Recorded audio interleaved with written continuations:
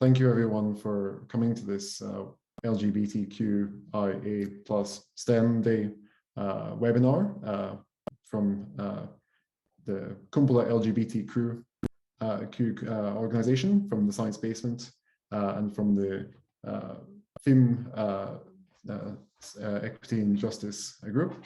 We're very happy to welcome you all to this event this evening. We're going to start with a few words from Emma Mannfors about some of the activities that have been taking place in Kumpula, and also the environment in Helsinki and Finland generally, before we proceed with our keynote speaker, Tom Welton. So Emma, after you. Okay, hello. Hope everyone can hear me. So yeah, I'll just be giving a few slides on basically the situation for LGBTQIA plus people in STEM. And these slides will become available later, so there's a lot of info and references, which I won't go through all of them right now. But a bit of history. So everything, the rights we do have are pretty recent. So homosexuality was decriminalized only in 1971, but its promotion, which means talking about it, was illegal until 1999. It wasn't until 2002 that we got a gender recognition for trans people law. And in 2015, the equal marriage law, so same-sex marriage, was passed. But as we know, hopefully, the trans law that Finland has is still horrible. It requires trans people to be sterile before they can legally change their gender, and basically locks trans medical care behind years of medical gatekeeping.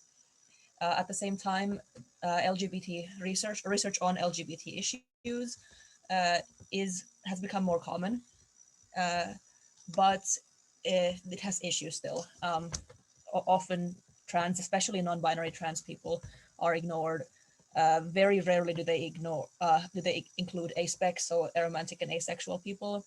And as well, there should be more of a focus on intersecting identities such as race or gender and other identities. And so now I'll talk about a bit about the situation in STEM fields.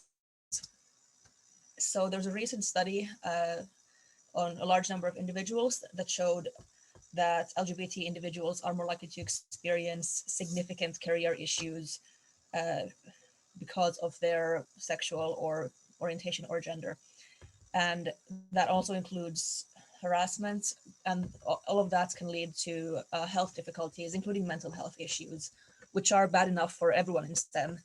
And of course, poor mental health then reflects on your work. You can't do science as well if you're struggling with other issues in your life. And there's also a higher intention to leave STEM because of these issues for LGBT people, as opposed to other people. And actually, a UK survey showed that about almost 50% of trans and non-binary people were scared to lose their job due to their gender. The problem is we see science as objective. So ideally we think that a person should be judged on personal merit and not on their identity. In practice, that's almost never the case. And it becomes a problem when discussing discrimination you or others have faced, or even being openly LGBTQIA+, can be seen as threatening the objectivity. And there's also a lot of psychological work that goes into being a minority in these fields, especially if you're forced to sort of hide away a part of your identity. And also, since often you are the only person of your identity in your workspace, you're responsible for educating even your superiors. You often get shoved onto all these equality committees where you have to fix the issues you are facing. And that's a lot of extra work, both physical and mental. And as well, there's of course loneliness and isolation. One respondent to a survey called it death by 1,000 cuts, referring to all the microaggressions they face due to their status as an LGBT person. Also, nowadays, student evaluations are becoming more important, which is a good thing.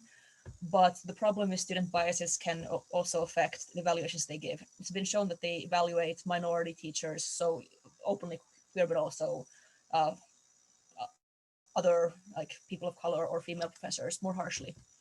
Also, sometimes conferences or workshops are held in countries with anti-LGBTQ laws, which can be scary or even dangerous to people in the community. And as well, it's very difficult for trans individuals to change their correct name in university systems and in journals.